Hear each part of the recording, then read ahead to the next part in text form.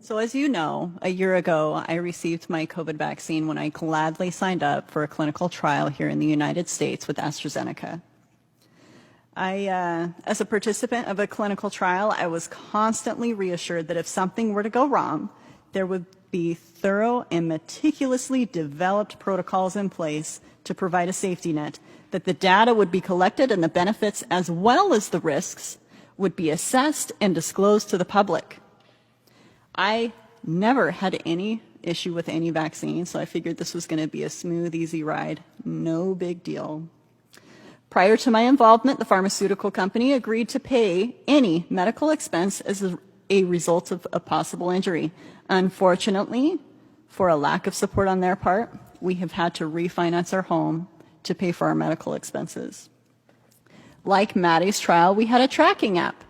Like Maddie's trial, our tracking app had pre-designated symptoms in a bullet list with no free form to add any other symptoms. So anything like tingling, tremors, seizures, paresthesias, heart problems, limb weakness. There was no way for us to track that through the app. The clinical trial report published by the New England Journal of Medicine, if I have that slide, it says that the second dose is required to continue in a study. Because my reaction was so severe, AstraZeneca told me I was not allowed to get the second dose. They dropped me from the trial. My data was lost. I was excluded from the trial results.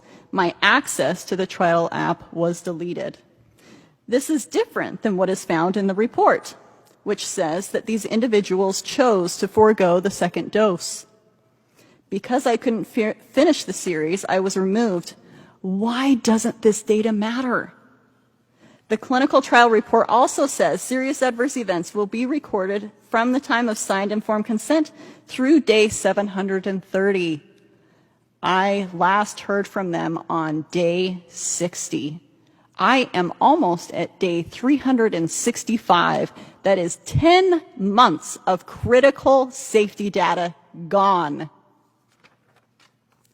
I continue to suffer and decline as the trial progressed without me.